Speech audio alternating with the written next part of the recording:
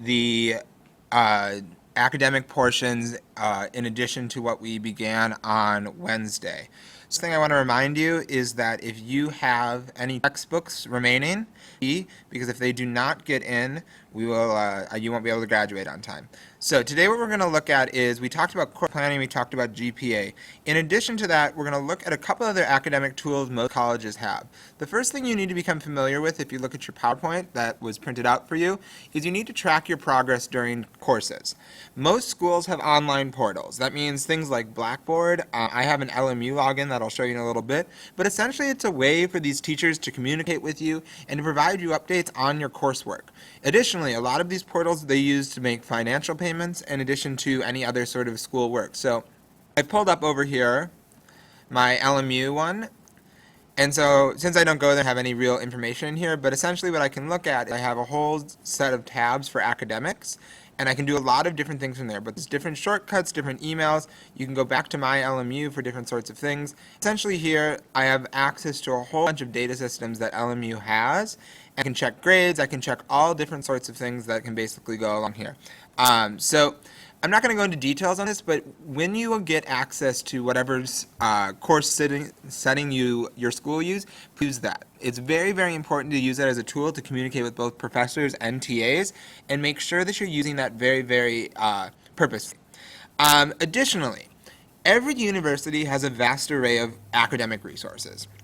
Unlike media arts, these schools have a good amount of money to spend, and these are available to you for free. And so you really need to make sure you understand where places like the Writing Center are.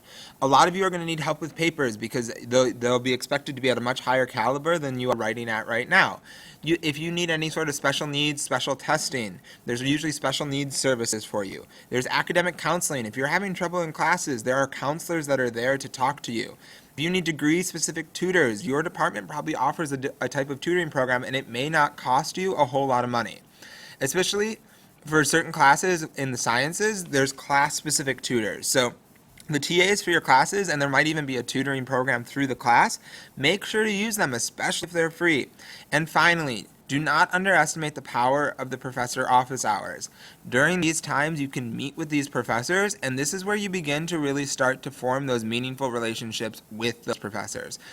Later on today, once I end this video, you have a handout that says Locating Campus Resources. This will be the third thing to go in the academic binder. You are going to look for different services that fall under here, and you're going to talk about building a plan around utilizing these resources. In particular, any sort of academic help services should be flagged in your mind so that you use them again in the future. Alright, so at this point in time though, we're going to start talking about career paths and career readiness. So if you could go to the following link, we're going to talk about figuring out what the hell we should do with our lives. The link that you should go to, either on your phone or grab an iPad with a friend, is www.1six personalities.com/free-personality-test-short-version. Pause this video for a quick second, complete the activity, and turn it back on once you all have your letters that are assigned to you. Alright, so you should have completed this survey already, and if we look at this, I just did one for me, and it will, once I hit the results button, and it finds out that I'm this ESTJ personality test, and it's a very useful tool to start maybe planning courses if you're lost on what career to do, or how to really focus that degree that maybe is kind of broad at this point. So if you click on this button that says your personality type, take some time once we're done with this new careers that you have to do with your life. But what it is telling you is it's giving you some different points that describe your personality and careers you'll love.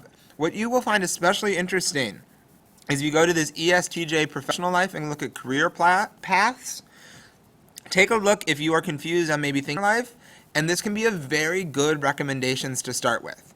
Now, in addition to that, we are going to change our career paths many times in our lives. So college is just the beginning of a very long process to really start exploring.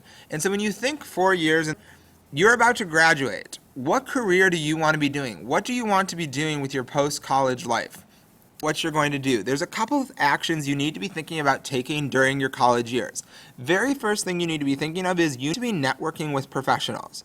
In addition to the academic courses, you need to be networking. That means volunteering in organizations, attending mixers with different organizations or career centers that are put on by your school, meeting those individuals in the field that you are very excited and passionate to work in. The way that you make those connections is you have to be doing all of these types of networking in the field. If you are not doing this, you are not establishing the connections that you're going to need for the careers you might have after school.